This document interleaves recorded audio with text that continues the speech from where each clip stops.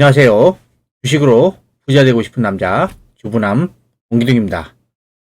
자, 어제 양 지수가 급락을 했는데, 오늘은 급반등을 하면서 마감이 됐습니다. 코스피는 오늘 2.14% 급등하면서 마감을 했고요. 그 다음에 코스닥은 오늘 1.19% 급등하면서 마감을 했습니다. 어제 지수가 급락을 할 때 너무 과도하게 빠진 게 아닌가 라는 생각이 들었습니다. 그러니까 다른 아시아 증시 대비해서 우리나라가 너무 많이 빠진 거죠. 그 이유 중에 하나가 이 스탁론이잖아요. 스탁론은 이제 주식을 담보로, 주식의 예수금이라든가 주식을 가지고 담보로 대출을 받은 물량인데, 아마 이 스탁론 관련된 물량들이 지금 반대 매매가 나오면서 장 초반에 많이 혼란스러웠던 것 같아요. 장 초반에도 보시면 코스닥이 장 초반에는 또 급락을 합니다. 급락을 하다가 그 이후에 이제 급반등을 하고 있죠. 이게 이제 이 악성 매물을 이제 소화한 다음에 지금 급반등이 나오고 있는 상태인 겁니다. 보시면 코스피도 마찬가지입니다. 코스피는 어제 급락한 다음에 오늘 장 초반에 별로 안 좋았다가 급반등하면서 마감을 했죠. 네. 그래서 오늘은 그 대형주들의 상승폭이 좀 컸습니다. 네, 코스피가 2.14% 급등할 정도니까 엄청나게 올랐죠. 오늘 대형주들의 이제 올라간 종목들을 보시면 기계 제일 많이 올랐죠. 기계 쪽이. 그 다음에 철강 금속, 운수창고, 전기전자, 화학, 운수장비 이런 애들이 좀 많이 올라갔습니다. 이런 지금 종목들이 뭐냐면 거의 낙폭과대주입니다. 낙폭과대주. 그동안 너무 많이 빠져가지고 반등이 나온 그런 상태고요. 그 다음에 이 대형주들이 지금 12월 달에 이제 배당이죠. 배당이 있죠. 이 배당을 받기 위해서 이제 오늘 이 대형주들이 좀 많이 매수를 한 게 아닌가 그런 생각이 듭니다. 네. 그래서 오늘 지금 코스피 중에서는 이런 업종들이 강세를 보였습니다. 그러면 오늘 대형주들이 많이 올랐으니까 대형주를 이제 추격 매수를 해야 되느냐, 그게 좀 관건이죠. 네, 앞으로 시장이 어떻게 될까. 먼저 보여드린 건 뭐냐면, 미국은 지금 빠르면 내년에 3월에서 4월쯤에 테이퍼링을 종료할 예정이라고 합니다. 물론 계획이긴 하지만. 이렇게 빨리 테이퍼링 종료한 이유가 뭐예요? 인플레이션이 예상보다 빠르게 지금 상승하고 있다. 네. 인플레이션 때문이겠죠. 그리고 테이퍼링이 끝나면 이 금리를 내년에 최대 3번이나 올릴 수 있다라는 전망도 나오고 있습니다. 테이퍼링 끝나자마자 바로 금리를 올릴 수 있다 라는 전망이 나오고 있죠. 네. 나오고 있고, 그러면 과거에 미국이 금리 인상이 되었을 때 코스피는 어떤 흐름을 보였는지 그걸 좀 보여드릴게요.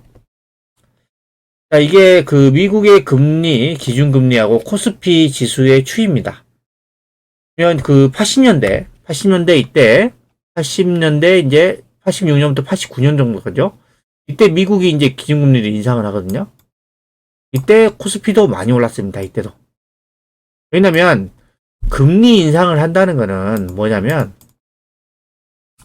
경기가 호조를 보이기 때문에 금리 인상을 하는 겁니다. 경기가 좋아지는 거죠. 경기가 좋아지면은 기업들의 실적도 좋아지고 있죠. 그로 인해서 이제 주가가 올라가는 거예요. 이제 기본 이게 사이클입니다. 기본 사이클.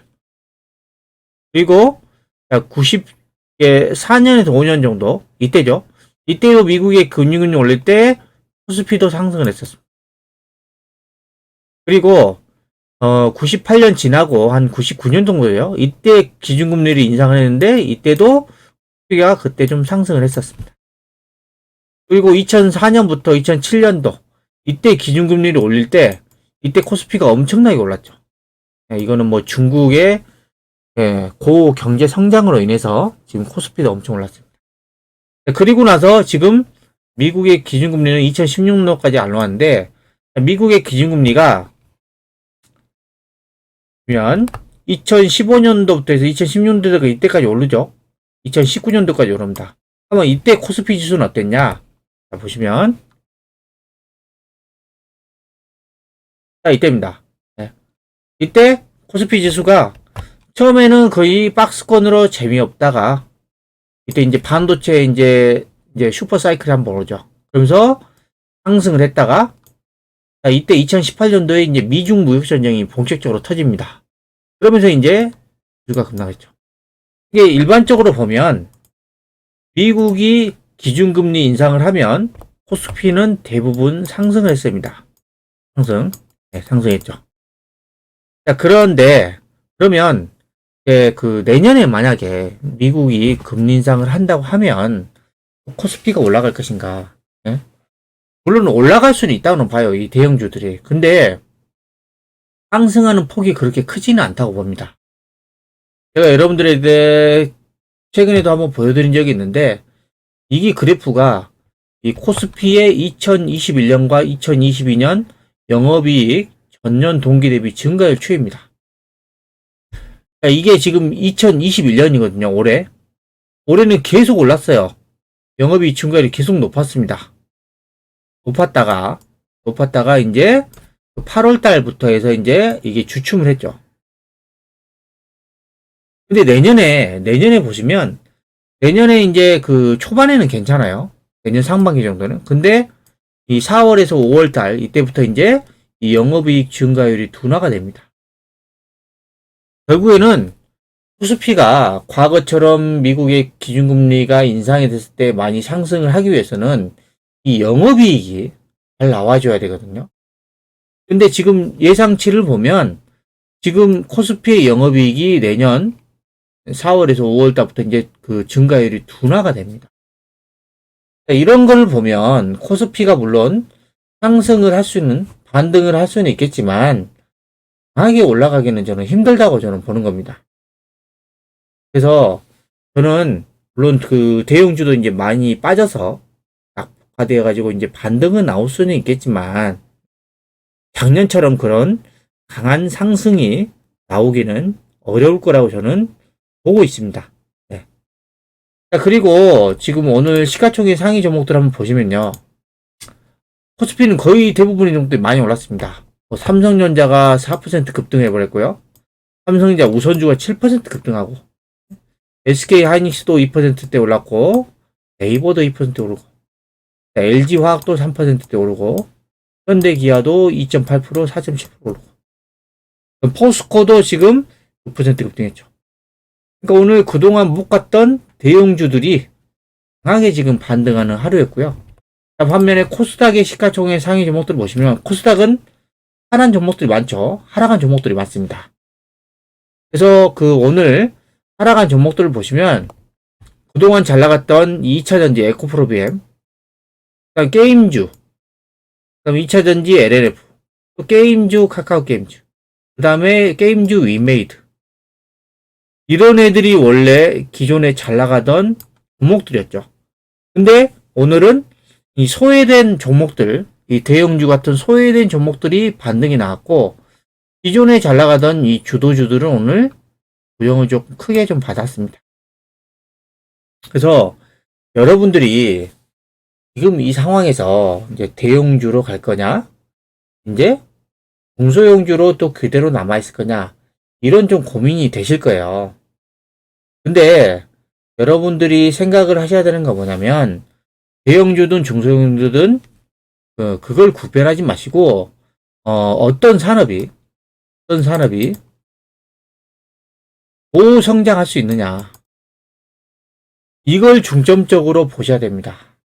이 고성장하는 산업에 주도주가 탄생하고 주가가 강하게 올라갈 수 있는 겁니다. 자, 지금 보시면 지금 그래.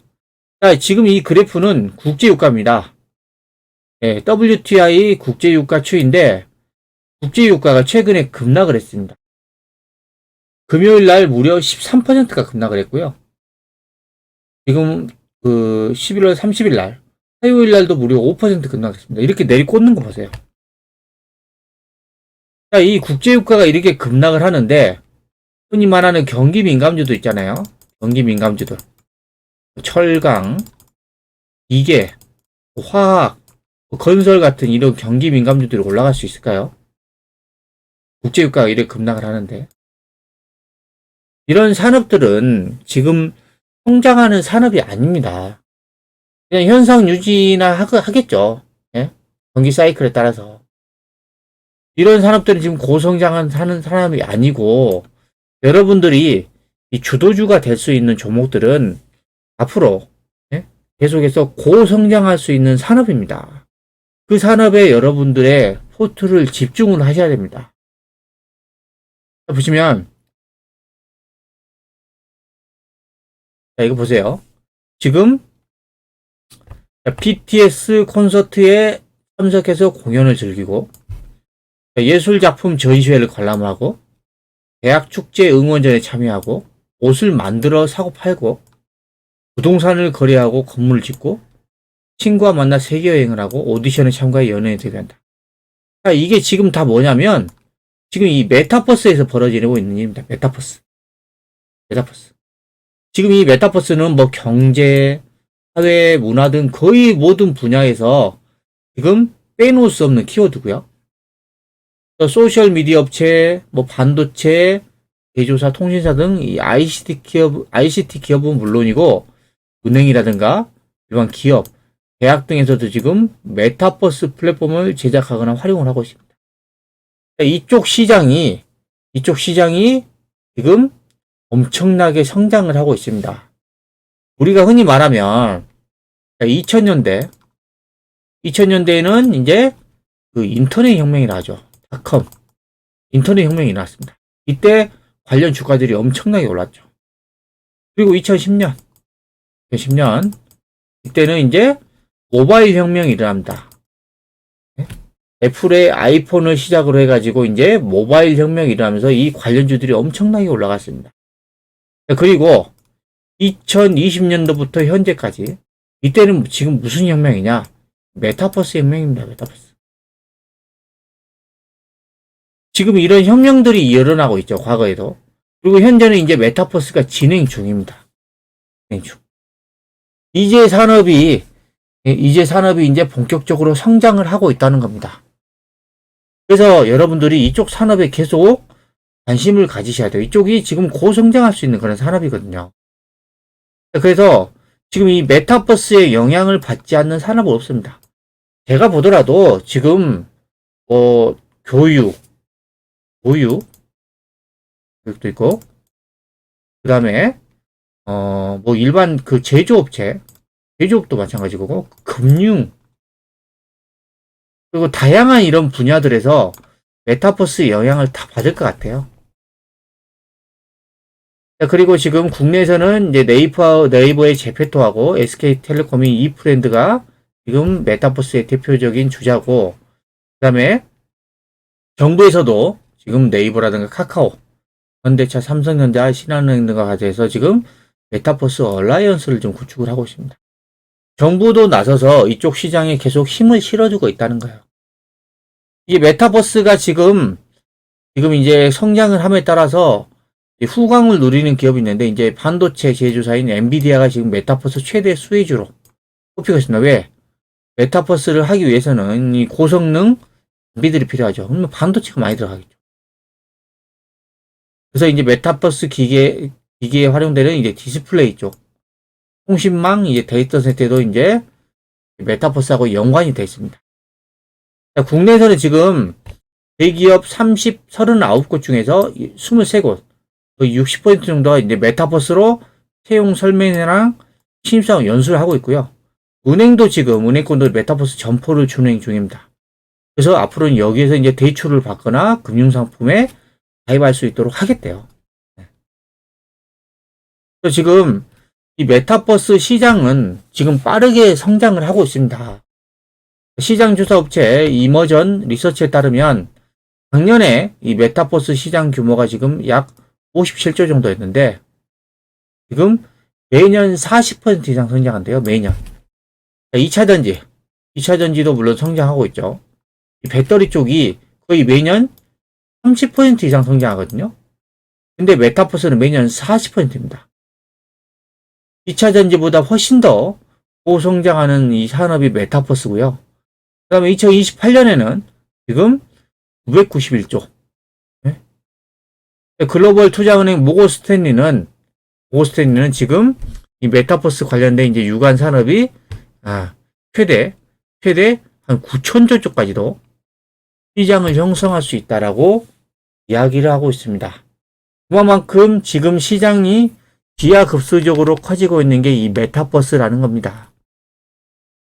그리고 이 메타버스가 폭발적으로 성장하는 배경은 MZ세대라고 합니다. 밀레니엄과 Z세대가 합성된 거죠. 그래서 여기에는 20대에서 30대가 있습니다. 이 MZ세대가 왜 중요하냐면 우리나라 전체 인력의 20, 30대가 40% 이상을 차지하고 있습니다. 40% 이상. 지금 이 MZ세대는 보면 MZ세대는 지금 과거의 이 기성세대들이 부동산을 통해서 이제 막대한 부를 일궜죠. 우리나라는 특히. 예. 근데 현재는 이제 부동산이 엄청나게 올라가지고 이제 내가 월급을 모아가지고 집을 살 수 있는 상황이 아니에요. 예. 그러니까 여기 이제 상실감이 있죠. 그러니까 이제 목표가 없은 거예요. 이 집에 대해서. 그래서 지금 MZ세대는 이 현실 경제에서 벗어나가지고 새로운 부를 창조하겠다는 의지가 강합니다. 이게 지금 가상 공간으로 끌어들이고 있다. 저도 그렇게 생각합니다. 현실 세계에서는 할 수 없는 것을 이제 가상 세계에서는 할 수 있게 된 거죠. 그러면 이제 MZ세대들이 이쪽으로 몰릴 수밖에 없다는 거죠. 그래서 이제 메타버스 시장은 계속해서 커질 수밖에 없다 하는 거고, 그 다음에 제가 또 계속 강조해줬던 이 NFT, 대체 불가능한 코인 시장. 이쪽이 보시면 2018년도에 거래액이 이제 3,676만 달러였는데 2020년도에는 6,683만 달러로 2년 만에 82%나 급성장하고 있습니다. 그리고 올해 3분기에는 거래액이 106.7억 달러로 전년 동기 대비해서 무려 37,724%로 폭발적 성장합니다. 보세요. 올해 1분기, 2분기 성장하지만 3분기에 어마어마한 거래액이 늘어나면서 전년 동기에 비해서 엄청나게 시장이 커지고 있습니다. 근데 이게 끝이 아니죠. 앞으로도 여기서보다 계속해서 커질 수가 있죠. 그래서 지금 NFT의 시가총액이 전체 암호 자산의 무려 30%나 차지한다고 합니다. 30%. 그러니까 제가 여러분들한테 2차 전지도 물론 성장하는 산업이긴 하지만 메타버스하고 이 NFT를 계속해서 주목을 하셔야 된다. 이쪽에 돈이 몰리고 있고 이쪽에 투자를 하면 중장기 투자를 하면 고수익을 낼 수 있다라고 제가 여러분들에게 계속 말씀드린 겁니다. 자, 오늘 같은 시장에서 2차 전지도 좀 조정을 하고 그 다음에 메타버스 관련주 좀 조정하고 NFT 관련주도 좀 조정을 했죠. 근데 조정했다고 해서 이제 끝이 아니라는 거예요. 산업이 앞으로도 계속해서 폭발적으로 성장하는 산업이기 때문에 쉬었다가 다시 우상향할 가능성이 매우 높습니다. 제가 볼 때는 오늘 대형주 상승하니까 이쪽으로 따라가서 매수하면 안 될 것 같고요. 지금 제가 계속해서 말씀드렸던 이런 산업들 있잖아요. 이런 산업하고 관련된 그런 종목들을 매수하셔가지고 단기 매매하지 마시고요. 샀다 팔았다 하지 마시고 이 산업의 성장세가 꺾일 때까지 한번 보유를 해보시기 바랍니다. 그러면 여러분들의 많이 불어나 있을 것입니다. 지금까지 오늘 주식시장에 대해 알아봤는데요. 영상이 마음에 드셨다면 구독, 좋아요, 알림 설정 부탁드립니다.